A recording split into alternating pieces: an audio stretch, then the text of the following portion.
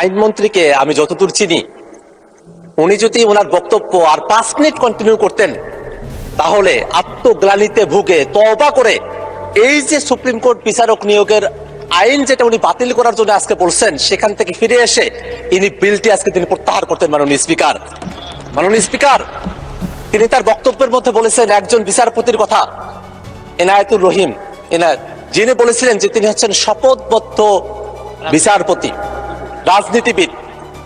এই যে শপথবদ্ধ রাজনীতিবিদ তৈরি হলো, খায়রুল হকের মতো বিচারপতি তৈরি হলো, মানিক চোরা শব্দটা এখানকার জন্য অশোভনীয় হতে পারে, কিন্তু বাইরে এই শব্দটা এইভাবেই চলছে।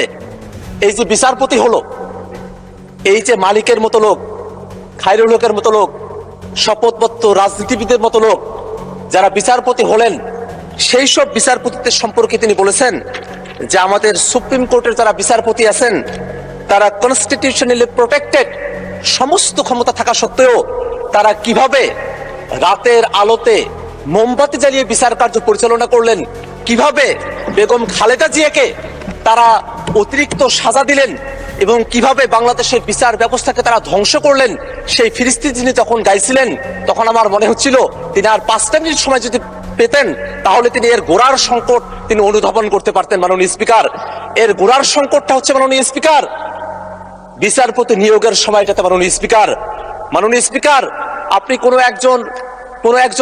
কোনো একটা ঘুড়িকে আপনি আকাশে উড়িয়ে দিয়েছেন, সেই ঘুড়ির লাটাই যদি আপনার হাতে থাকে, ঘুড়িকে আপনি যতই উড়ার স্বাধীনতা দেন না কেন আকাশের মধ্যে, সেই ঘুড়ি সেখানেই পাক খাবে। আপনি যখন টান দিবেন তখন আপনার কাছেই ফিরে আসবে। এই বিচারপতি নিয়োগের যে বিধানগুলো বাংলাদেশে আছে অতীতে, সেই বিধানে এই ধরনের একটা পরিস্থিতি তৈরি হয়ে আছে মাননীয় স্পিকার। কারণ এই বিচারপতি নিয়োগের ব্যাপারে সংবিধানের 95 অনুচ্ছেদের মধ্যে বলা হয়েছে বিচারপতি নিয়োগ দেবেন রাষ্ট্রপতি প্রধান বিচারপতির সঙ্গে পরামর্শ ক্রমে।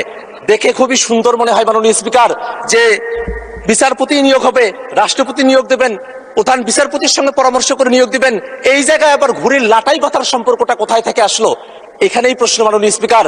কারণ বাংলাদেশের সংবিধানের 48 দিনের মধ্যে বলা আছে রাষ্ট্রপতি শুধুমাত্র প্রধানমন্ত্রীর নিয়োগ এবং প্রধান বিচারপতির নিয়োগ, এই দুইটা বাদে অন্য যত কার্যক্রম তিনি সম্পন্ন করবেন, অর্থাৎ প্রধান বিচারপতি ব্যতি রেখে সুপ্রিম কোর্টের অ্যাপিলেট ডিভিশন এবং হাইকোর্ট ডিভিশনের যত বিচারপতি নিয়োগ দিবেন, সেই বিচারপতিগুলো নিয়োগ দেওয়ার সময়টাতে তাকে অবশ্যই সংবিধানের 48(3) অনুচ্ছেদ অনুযায়ী প্রধানমন্ত্রীর পরামর্শ ক্রমে তাকে সেটা করতে হবে মাননীয় স্পিকার।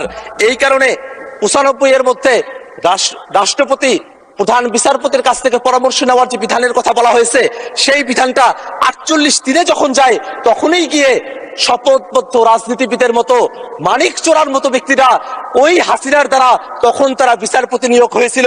সেই ধরনের একটা পরিস্থিতি বাংলাদেশের সামনের দিনে চলুক, এটা তো আমরা কেউই চাই না মাননীয় স্পিকার। আজকে মাননীয় আমাদের আইনমন্ত্রী তিনি আজকে সংবিধানের দোহাইগুলোও দিচ্ছেন সময়ে সময়ে। আজকে যে আইনটা এখানে নিয়ে আসা হয়েছে, সে আইনটাকে অনেকে সাংবিধানিকভাবে তাদের পক্ষ থেকে আনঅফিসিয়ালি, কারণ সেটা কোনো অফিসিয়াল স্টেটমেন্ট না, আনঅফিসিয়ালি সেটাকে তারা অসাংবিধানিক বলার চেষ্টা করেছেন।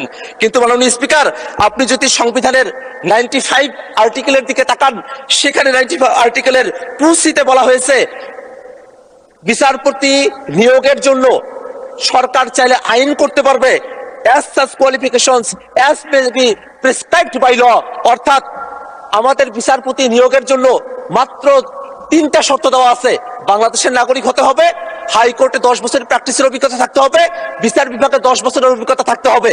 এই যে শর্তগুলো দেওয়া আছে, এর বাইরে সরকার চাইলে পরে আরো ভালো আইন তারা তৈরি করতে পারে। এটা 72-এর যে সংবিধানের 95-এর যে আর্টিকেলটি আছে সেখানে এটা বলা আছে। এই যে অংশটুকু এখানে বলা আছে মাননীয় স্পিকার, এই যে এতগুলো বছর পেরিয়ে গেছে, এতদিন পর্যন্ত বিচারপতি কিভাবে নিয়োগ হবে তার জন্য কোনো আইন তৈরি করা হয় নাই মাননীয় স্পিকার। এতদিন পর্যন্ত সেটাকে ফেলে রাখা হয়েছিল, সেটাকে রাখা হয়েছিল ওই এক্সক্লুসিভলি প্রধানমন্ত্রী যিনি আছেন তার কথা মতো বিচারপতি নিয়োগ করার বিধানের দিকে ছিল মাননীয় স্পিকার। সেইটাতেই অন্তর্বর্তীকালীন সরকার একটা পরিবর্তন নিয়ে এসে তারা বিচারপতি নিয়োগের জন্য আলাদা একটা অধ্যাদেশ তারা করেছেন। সেই অধ্যাদেশের মধ্যে কোনো অসাংবিধানিকতা নাই মাননীয় স্পিকার। এবং এই জায়গায় প্রসঙ্গত একটা বিষয় বলে রাখা প্রয়োজন মাননীয় স্পিকার, এই অধ্যাদেশটা যখন পাশ করা হলো সেই সময়টাতে আমি জানি না এটা বলা শোভন হবে কিনা, আমাদের বর্তমান এই হাউজের মাননীয় ডেপুটি স্পিকার জনাব কায়সার কামাল তিনি একটা রিটের শুনানিতে উপস্থিত হয়েছিলেন। যে রিটটা আমাদের বিএনপির বন্ধুরা তখন করেছিলেন, সেই রিটটা ছিল এই যে সুপ্রিম কোর্টে বিচারক নিয়োগের যে অধ্যাদেশ, সেই অধ্যাদেশটাকে অসাংবিধানিক ঘোষণা করার জন্য, বাতিল করার জন্য একটা রিট। সেই রিটটি যখন হয়, মজার ব্যাপার হলো সে সময়টাতে আমাদের বর্তমানে যিনি আইনমন্ত্রী আছেন তিনি অ্যাটর্নি জেনারেলের পদে ছিলেন। এখানেই দেখার বিষয়টা মাননীয় স্পিকার, আমাদের আজকের যিনি ডেপুটি স্পিকার আছেন তিনি এটা বাতিল করার জন্য বলছেন, আর আজকে যিনি আইনমন্ত্রী তার দপ্তর, অ্যাটর্নি জেনারেলের দপ্তর তখন এই আইনের পক্ষে দাঁড়িয়েছিল। এবং সেই সময়টাতে আমাদের বিচারপতি আকরাম তার যে বেঞ্চ, সেই বেঞ্চ কিন্তু সেই সময়টাতে সামারিলি এটাকে রিজেক্ট করেছিল, একটা রায় দিয়েছিল। তারা বলেছিল পর্যবেক্ষণ সহকারে একটা রায়, যে এই যে আইনটা হয়েছে সে আইনে কোনো অসাংবিধানিকতা নেই। মাননীয় স্পিকার, আমরা যদি এই আইনটার দিকে একটু তাকাই মাননীয় স্পিকার, এই আইনের মধ্যে একটা কাউন্সিল করার কথা বলা হয়েছে। সে কাউন্সিলের চেয়ারপারসন হবেন আমাদের যিনি প্রধান বিচারপতি আছেন, তিনি নিজেই এটার প্রধান থাকবেন। এবং এই কাউন্সিলে অ্যাপিলেট ডিভিশনের একজন সিনিয়র জাজ থাকবেন, হাইকোর্ট ডিভিশনের দুইজন সিনিয়র জাস্টিস থাকবেন, আরো থাকবেন আইনের অধ্যাপক, অ্যাটর্নি জেনারেল থাকবেন, সেখানে সাবেক বিচারপতিও একজন থাকবেন। এখানে দেখার বিষয় হলো এখানে কয়েকটা জিনিস আছে যেটা অটোমেটিক্যালি হতে হবে। হাইকোর্টের এবং সুপ্রিম কোর্টে অ্যাপিলেট ডিভিশনের যারা সিনিয়র মোস্ট জাজেস আছেন তারা অটোমেটিক্যালি হবেন, কিন্তু আইনের যিনি অধ্যাপক এবং যিনি সাবেক একজন বিচারপতি, সেটা কিন্তু প্রধান বিচারপতি এটা নিয়োগ দিতে পারবেন। এই যে একটা কাউন্সিল করা হবে, সেই কাউন্সিলটা কিন্তু কোনোভাবেই সংবিধানের সাথে সাংঘর্ষিক না মাননীয় স্পিকার। কারণ এই আইনের 3 ধারার মধ্যে স্পষ্ট করে বলা আছে মাননীয় স্পিকার, যে এই যে কাউন্সিলটা গঠন করা হচ্ছে সেটা প্রধান বিচারপতিকে রাষ্ট্রপতিকে পরামর্শ প্রদান করার জন্য যে ক্ষমতা দেওয়া হয়েছে, সেই ক্ষমতাকে সহযোগিতা করার জন্য এই কাউন্সিলটা গঠন করা হয়েছে মাননীয় স্পিকার। এবং এই কাউন্সিলে কিছু শর্তের কথা বলা হয়েছে, কিছু যোগ্যতার কথা বলা হয়েছে, যে যোগ্যতাগুলো অতীতে কখনোই এটাকে পরিপালন করা হয় নাই। সে কারণে ওই রকম শপথবদ্ধ রাজনীতিবিদের মতো, ওই রকম মানিক চোরার মতো বিচারপতি তৈরি হয়েছিল মাননীয় স্পিকার। কারণ এই আইনের মধ্যে সুন্দর করে বলা আছে অন্তত 45 বছর বয়স হতে হবে, একটা বয়সের ভারিক্কি থাকা প্রয়োজন আছে। আরো বলা আছে শিক্ষাগত যোগ্যতার কথা, চারিত্রিক গুণাবলীর কথা, তার প্রকাশনা আছে কিনা, এরকম অসংখ্য এখানে ক্রাইটেরিয়া দেওয়া আছে, যেটা অত্যন্ত একটা ভালো আইন।